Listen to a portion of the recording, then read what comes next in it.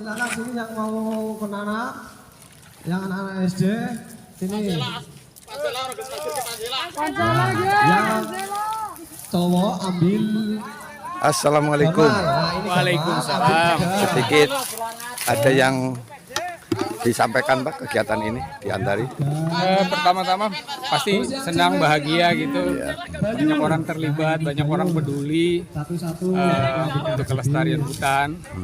Tapi juga melihat ini sebagai upaya untuk membangun kesadaran bersama bahwa hutan adalah salah satu bagian dari paru-paru dunia. Tidak hanya sebagai paru-paru, tapi dia memberikan manfaat langsung maupun tidak langsung. Dan saya senang sekali karena mulai dari anak-anak SD, kemudian pihak pemerintah, pihak kepolisian maupun militer terlibat aktif dan mendukung. Mudah-mudahan kegiatan rehabilitasi lahan di desa Ayah ini bisa memberikan manfaat baik kepada para petani secara langsung atau petani hutan, kelompok petani hutan, masyarakat sekitar, bahkan itu teman-teman dari perhutani sendiri. Dan ini menunjukkan bahwa ketika kita bicara tentang hutan, kita tidak bicara sendiri.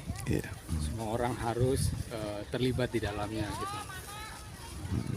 Dan ini yang saya pikir ini langkah awal dan menjadi pemicu untuk upaya-upaya masyarakat berkolaborasi. Jadi kunci untuk memperbaiki hutan, merehabilitasi hutan itu adalah di kolaborasi. Iya. Ini motivasinya dari mana Pak? Ini Pak?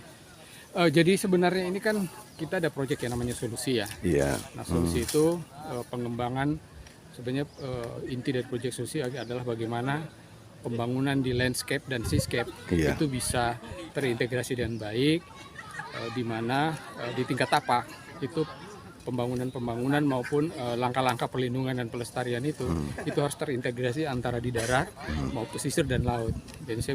Dan ini menunjukkan bahwa ketika kita melakukan pelestarian, upaya pengelolaan yang baik di darat dan juga memberikan dampak pada pesisir, itulah proyek ini ingin menghasilkan seperti itu. Dan ini kemudian menjadi salah satu basis dalam pembuatan tata ruang.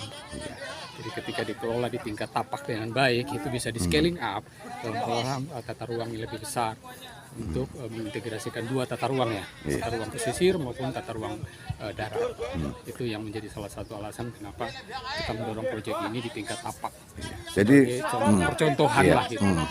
Jadi nafas kegiatan ini adalah melindungi bumi ya Pak? Betul, kita melindungi bumi, tapi juga bukan sekedar melindungi, tapi memberi manfaat kepada masyarakat sekitar, terutama kalau kita di tingkat tapak ya kepada masyarakat.